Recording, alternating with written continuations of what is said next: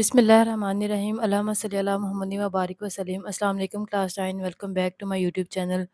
मैं उम्मीद करती हूँ आप सब लोग खैरियत से होंगे। जैसा कि आप जानते हैं स्टूडेंट्स, हमने क्लास 9 की मैथ की बुक स्टार्ट की हुई है, जिसमें हम 4 चैप्टर कंप्लीट कर चुके हैं। आज हमारे पास रिव्यू एक्सरसाइज बोर्ड का क्वेश्चन नंबर 3 है, जिसमें हमने एलसीएम और एचसीएफ फाइंड करना है प्राइम फैक्टराइजेशन मेथड के जरिए।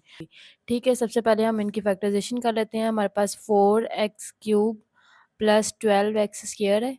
ठीक है, इसी तरह हमारे पास यहाँ पे 8x² प्लस 16x है। इन दोनों की हम फैक्टराइजेशन कर लेते हैं। यहाँ पे हमारे पास देखें 4x³ है और प्लस 12x² है। ठीक है, अब देखें 4 1s आर 4 होता है और 4 3s आर 12 होता है। ठीक है, मतलब 4 इन दोनों में कॉमन आ रहा है, तो हम सबसे पहले 4 को कॉमन ले लेते हैं। ठीक है, इसी तरह आप देखें यहाँ पे x³ है और x² है। मैंने आपको प्रीवियस वीडियोस में भी बताया था कि जो भी हमारे पास वेरिएबल की जो छोटी एक्सपोनेंट होती है, छोटी पावर होती है, उसको हमने कॉमन लेना होता है। ठीक है, यहाँ पे x³ है, यहाँ पे x² है, तो x² को हम कॉमन ले लेंगे। ठीक है, तो देखें अब हमारे पास पीछे क्या बचता है। यहाँ पे 4 था, 4 हमारे पास कॉमन चला गया है, x³ था और x² हमने कॉमन लिया है, तो यहाँ पे एक x बच गया है।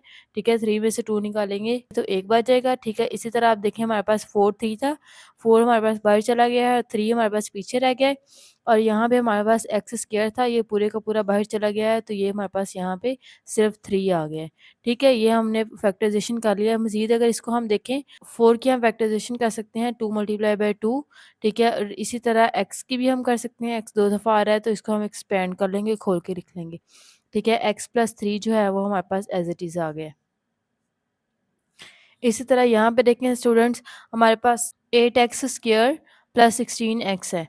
तो देखें 8 1s आर 8 है। ठीक है, और 8 2s आर 16 है, मतलब 8 हमारे पास कॉमन आ रहा है।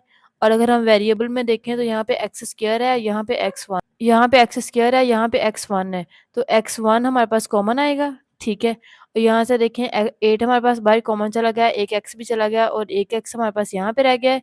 और इसी तरह यहाँ पे हमारे पास 8 2s आर 16 है, 8 बाहर चला गया है, 2 हमारे पास यहाँ पे पीछे बच गया और x भी हमारा बाहर चला गया, ये हमारे पास पीछे बच गया है। ठीक है, इसी तरह अगर हम 8 की फैक्टराइजेशन करें तो हमारे पास आएगा 2 × 2 × 2। ठीक है, मैं करके दिखा देती हूँ आपको। ये देखें 8 2 4s आर 8, 2 2s आर 4। ठीक है, और 2 1s आर 2। ठीक है, इसी तरह हमारे पास x है और हमारे पास क्या है x + 2। 4x³ प्लस 12x², इसकी फैक्टराइजेशन हमने किया है तो हमारे पास आया है 2 × 2 x x। ठीक है, और ये हमारे पास x + 3। ठीक है स्टूडेंट्स, इसी तरह 8x² प्लस 16x की फैक्टराइजेशन हमने किया है तो हमारे पास आया है 2 × 2 × 2 × x। ठीक है, और x + 2। ठीक है स्टूडेंट्स, अब यहाँ से हम कॉमन फैक्टर्स निकाल लेते हैं, क्योंकि एलसीएम और एचसीएफ के लिए हमें कॉमन और नॉन कॉमन फैक्टर्स की ज़रूरत होती है। ठीक है, कॉमन फैक्टर्स हम निकालेंगे तो देखिए हमारे पास एक 2 कॉमन आ रहा है। ठीक है, और यहाँ से भी एक 2 कॉमन आ रहा है, यहाँ से एक x कॉमन आ रहा है, तो कॉमन फैक्टर्स हमारे पास आ गए हैं 2 × 2 × x। ठीक है, तो हमारे पास जितने भी बाकी फैक्टर्स रह जाएंगे वो नॉन कॉमन फैक्टर्स में आ जाएंगे। तो ये देखिए हमारे पास एक 2 बच गया है, एक हमारे पास x बच गया है। ठीक है स्टूडेंट्स, यहाँ से x + 2 भी बच गया है और x + 3 भी बच गया है, जो कि नॉन कॉमन फैक्टर्स में आ जाएगा। ठीक है बच्चे, अब देखें हमने एचसीएफ फाइंड करना है। एचसीएफ के लिए हमारे पास होता है कॉमन फैक्टर्स। ठीक है, जितने भी कॉमन फैक्टर्स होंगे हम उनको मल्टीप्लाई करवाएंगे तो हमारे पास क्या आ जाएगा एचसीएफ। तो ये हमारे पास कॉमन फैक्टर्स है 2 × 2 × x। ठीक है, तो ये क्या आ गया हमारे पास 4x। इसी तरह हमने एलसीएम फाइंड करना है। एलसीएम फाइंड करना है तो एलसीएम के लिए हमारे पास क्या आते हैं common factors multiply by non common factors.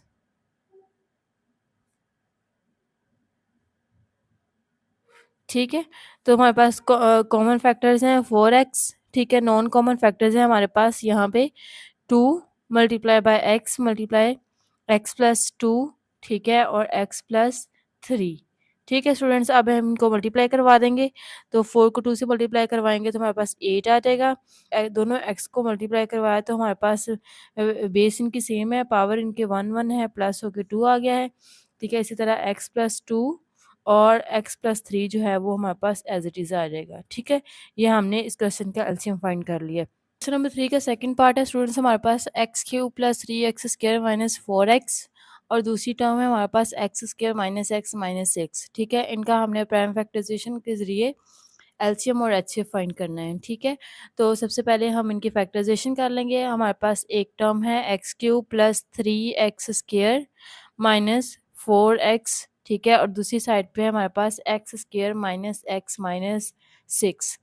ठीक है स्टूडेंट्स, सबसे पहले इसकी फैक्टराइजेशन करते हैं। तो हमारे पास देखें सब में x कॉमन आ रहा है। ठीक है, एक्स क्यूब है, एक्स स्क्वायर है और एक्स 1 है। तो सबसे छोटी पावर x की क्या है 1, तो वो हमने बाहर कॉमन ले ली है। क्यूब था, एक बाहर चला गया, पीछे 2 बच गए हैं। ठीक है, इसी तरह हमारे पास स्क्वायर था, एक बाहर चला गया, एक बच गया। यहाँ पे एक ही था, वो बाहर चला गया है और 4 अकेला बच गया है। ठीक है स्टूडेंट्स, इसी तरह आगे देखें हमारे पास x आ गया है। अब हमारे पास ये वाली पॉलिनोमियल आ गई है। ठीक है, इसको हम मिडिल टर्म मेथड के जरिए सॉल्व कर लेंगे। ठीक है, 4 को हम सबसे पहले एक्स स्क्वायर के कोफिशिएंट के साथ मल्टीप्लाई करवाएंगे तो 4 आएगा। ठीक है, 4 आएगा और 4 को हमने किसी ऐसे दो वैल्यूज़ के साथ मल्टीप्लाई करवाना है जिनको प्लस या माइनस करने से हमारे पास सेंटर वाली टर्म बने। तो देखिए अगर हम 4 मल्टीप्लाई बाय 1 करते हैं तो 4 आता है और 4 में से हम 1 माइनस करते हैं तो हमारे पास 3 आता है। 3x की जगह पे हम इस्तेमाल कर लेंगे। मिडल टर्म के साथ हमारे पास प्लस है, बड़ी रकम के साथ प्लस आएगा और छोटी के साथ माइनस आएगा और ये हमारे पास -4 आ गया है। इसी तरह students x as it is आ गया है। x हमने कॉमन ले लिया यहाँ से इन दो टर्म्स में से और x प्लस 4 बच गया है। इन दोनों टर्म्स में बाहर कुछ भी कॉमन नहीं है तो हमने -1 को कॉमन ले लिया है। ठीक है, -1 को कॉमन अंदर वाली वैल्यूज़ के साथ जो साइन है वो चेंज हो जाएंगे। ठीक है, यहाँ पे माइनस था प्लस हो गया, यहाँ पे भी माइनस था ये भी प्लस हो गया, ये 4 आ गया। ठीक है स्टूडेंट्स, अब देखिए x आ गया हमारे पास, इन दोनों को हम इकट्ठा कर लेंगे। ठीक है बच्चे, और x प्लस 4 है, x प्लस 4 को एक दफ़ा लिख लेंगे। ठीक है स्टूडेंट्स, इसी तरह x square minus x minus 6 है, इसके हम फैक्टराइजेशन करेंगे। सबसे पहले कांस्टेंट टर्म को एक्स स्क्वायर के कोफिशिएंट के साथ मल्टीप्लाई करवाएंगे। कोफिशिएंट हमारे पास यहाँ पे 1 है, 6 1 ज़ार 6। ठीक है स्टूडेंट्स, और अब ऐसे दो फैक्टर्स निकालने हैं जिनको प्लस माइनस करने से हमारे पास -1 आए। ठीक है, तो देखिए हमारे पास 3 2 ज़ार 6 है और 3 में से हम अगर 2 को माइनस करें तो हमारे पास क्या आता है 1। लेकिन हमारे पास माइनस यहाँ पे मिडल टर्म के साथ माइनस है तो बड़ी रकम के साथ माइनस आएगा और छोटी के साथ प्लस आएगा। ठीक है, तो इसको हम यहाँ पे स्प्लिट करेंगे तो हमारे पास क्या आएगा 3x plus 2x minus 6 as it is आ गया। यहाँ पे एक्स स्क्वायर भी एज इट इज़ आ गया है। ठीक है बच्चे, अब देखें इन दोनों टर्म्स में से x हम कॉमन ले लेंगे। x माइनस 3 आ गया है यहाँ पे 2 है हमारे पास, यहाँ पे क्या आ गया है x माइनस 2 3 ज़ार 6, 2 बाहर चला गया और 3 हमारे पास यहाँ पे आ गया। ओके, यहाँ पे अब देखें x प्लस 2 को हम इकट्ठा कर लेंगे। ठीक है बच्चे, और x माइनस 3 और x माइनस 3 को हम एक दफ़ा लिख लेंगे। X cube plus 3x² minus 4x की फैक्टराइजेशन किया तो हमारे पास आया है x माइनस 1 और x प्लस 4। ठीक है, इसी तरह x² माइनस x माइनस 6 की फैक्टराइजेशन किया तो हमारे पास आया है x प्लस 2 और x माइनस 3। तो स्टूडेंट्स हम कॉमन फैक्टर्स निकालेंगे इसके। ठीक है, कॉमन फैक्टर्स निकालेंगे तो देखिए हमारे पास बाहर कोई भी चीज़ कॉमन नहीं है, लेकिन ऑब्वियसली यहाँ पे एक 1 भी मल्टीप्लाई हो रहा है। ठीक है, तो 1 क्या आ जाएगा हमारे पास कॉमन फैक्टर इसका। ठीक है, और इसी तरह अगर हम नॉन कॉमन फैक्टर्स निकालेंगे तो ऑब्वियसली इसमें कोई भी कॉमन फैक्टर्स नहीं था, तो ये सारे फैक्टर्स हमारे पास नॉन कॉमन फैक्टर्स की कैटेगरी में चले जाएंगे। ठीक है, यहाँ से x आ गया हमारे पास, x माइनस 1 आ गया है, x प्लस 4 आ गया है और x प्लस 2 भी इधर ही आ गया है और x माइनस 3 आ गया है। ठीक है स्टूडेंट्स, HCF फाइंड करेंगे। HCF के लिए हमें कॉमन फैक्टर्स की ज़रूरत होती है। कॉमन फैक्टर होता है हमारे पास HCF। ठीक है, तो ये हमारे पास क्या आ गया है 1। ठीक है, HCF आ गया है हमारे पास 1। और अगर अब हमने एलसीएम फाइंड करना है। एलसीएम के लिए हमारे पास होता है common factors multiply by non common factors.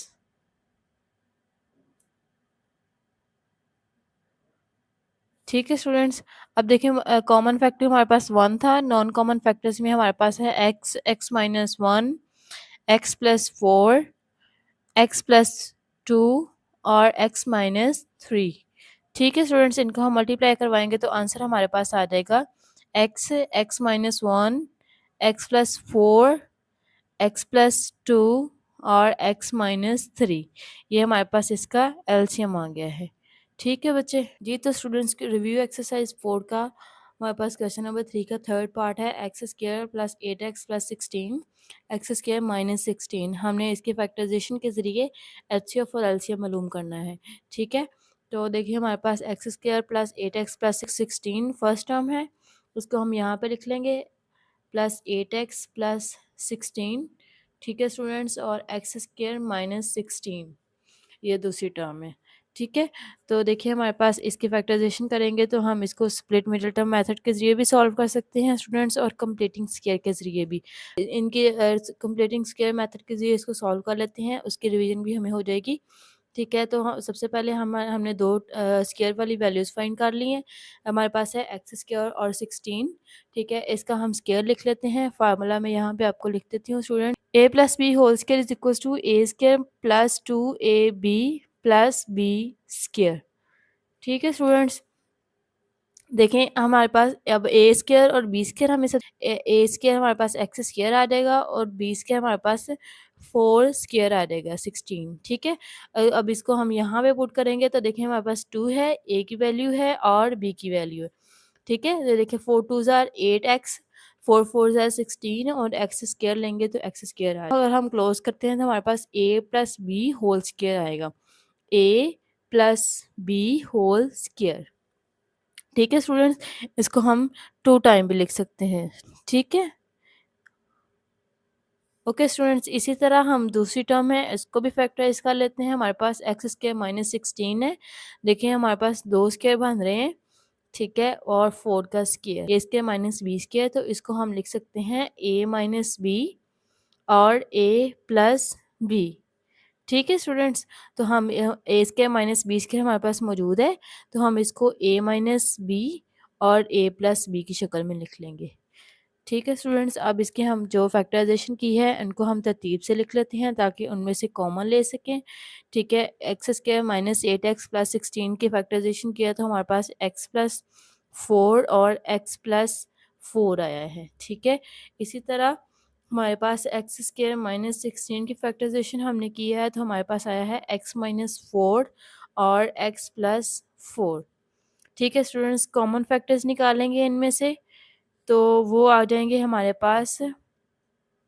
देखें एक्स प्लस फोर दोनों में कॉमन है तो ये हमारे पास कॉमन फैक्टर में आ जाएगा, सॉरी एक्स प्लस 4।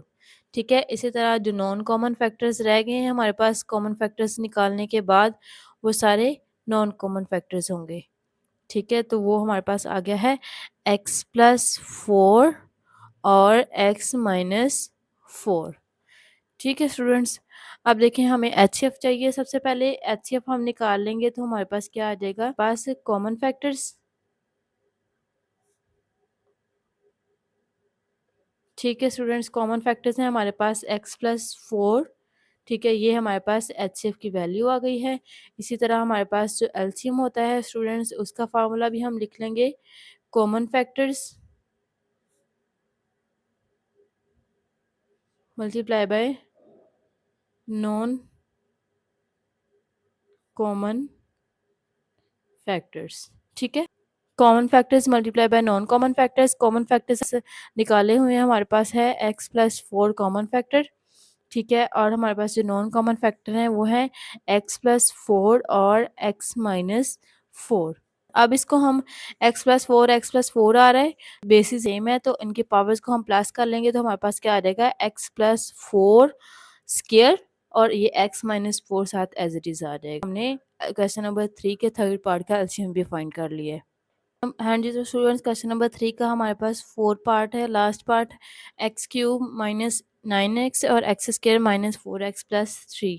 ठीक है, इन दोनों की फैक्टराइजेशन हम कर लेंगे। एक्स क्यूब माइनस 9x है हमारे पास यहाँ पे हमारे पास है x square minus 4x plus 3।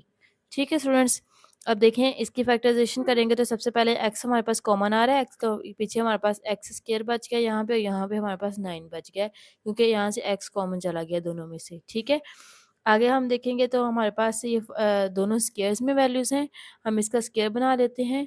ठीक है स्टूडेंट्स, 3 का स्क्वायर। ठीक है, तो ये फार्मूला हमारे पास बन रहा है a square minus b square is equals to a minus b और ए प्लस बी। ठीक है स्टूडेंट्स, फार्मूले को यहाँ पे कोड कर दिया करें ताकि आपका इम्प्रेशन जो है वो एग्जामिनर पे अच्छा पड़े। ठीक है स्टूडेंट्स, आप देखें ए स्क्वायर माइनस बी स्क्वायर हमारे पास मौजूद है, तो हम इसको ए माइनस बी और ए प्लस बी की शक्ल में लिख लेंगे। ठीक है स्टूडेंट्स, इसी तरह यहाँ पे देखें हमारे पास x square minus 4x plus 3 है। स्प्लिट मिडल टर्म मेथड के जरिए इसको सॉल्व कर लेंगे तो हमारे पास देखें 3 1 ज़ा 3 है और 3 और 1 को प्लस करेंगे माइनस के साथ, तो हमारे पास माइनस 4x आ जाएगा। 3 1 ज़ा 3 है और 3 और 1 को हम माइनस के साथ प्लस करेंगे तो हमारे पास माइनस 4x आ जाएगा। ठीक है, तो यहाँ पे हम पुट कर लेते हैं माइनस 3x माइनस x और प्लस 3। ठीक है स्टूडेंट्स, अब देखें इन दोनों में से x कॉमन है, x कॉमन ले लिया, x माइनस 3 आ गया है। यहाँ पे हमारे पास माइनस 1 है, x प्लस था, माइनस हमने कॉमन लिया है तो माइनस 3 आ गया है। ठीक है, इसी तरह हमारे पास x माइनस 1 है और x माइनस 3 है। ठीक है स्टूडेंट्स, फैक्टराइजेशन हमने कर लिया है, इसको हम यहाँ पे लिख लेते हैं ताकि हमें कॉमन लेने में आसानी हो। ठीक है, प्लस 3 आ गया है। ठीक है, और यहाँ से हमारे पास है x square minus 4x plus 3, इसकी फैक्टराइजेशन हमने किया है तो x माइनस 1 और x माइनस 3 आया है। ठीक है स्टूडेंट्स, कॉमन फैक्टर्स हैं हमारे पास x माइनस 3 और x माइनस 3। ठीक है, तो x माइनस 3 हमारे पास कॉमन फैक्टर्स आ गए हैं, और जो नॉन कॉमन फैक्टर्स हैं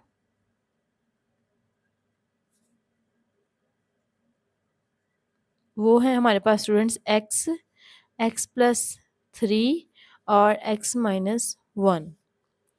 ठीक है बच्चे, अब देखिए हमने हमने एच एफ फाइंड करना है। सबसे पहले एच एफ निकालेंगे तो हमारे पास वो होता है कॉमन फैक्टर्स, तो कॉमन फैक्टर हमारे पास x माइनस 3 है, और जो एलसीएम होता है हमारे पास student common factors multiply by non common factors. Common factor x minus 3 है। ठीक है, नॉन कॉमन फैक्टर हमारे पास x प्लस 3 और x माइनस 1 है। थोड़ा सा इसको सिंप्लीफाई कर लेते हैं। देखें x माइनस 3 है और x प्लस 3 है। ठीक है, इसको हम क्लोज करेंगे तो हमारे पास एक्स स्क्र माइनस 3 स्क्र आ जाएगा, ए स्क्र माइनस बी स्क्र की शक्ल में। ये वाला x हम शुरू में ले आएंगे। ठीक है, और ये x minus 1 as it is आ गया। इसको अगर हम मज़ीद थोड़ा सा सिंप्लीफाई करें तो स्टूडेंट्स हमारे पास x है, और है हमारे पास एक्स स्क्र माइनस 3 3 ज़ा 9 और x माइनस 1। ठीक है स्टूडेंट्स, मैं उम्मीद करती हूँ आपको क्वेश्चन नंबर 3 की अच्छे तरीके से समझ आ गई होगी। ठीक है स्टूडेंट्स, इन क्वेश्चंस में अगर आपको किसी किस्म का कोई भी प्रॉब्लम है आप कमेंट सेक्शन में पूछ सकते हैं। मैं कोशिश करूँगी आपके कमेंट का रिप्लाई करके जो भी आपकी कन्फ्यूजन है दूर करूँ। ठीक है स्टूडेंट्स, बाय बाय, अल्लाह हाफिज़।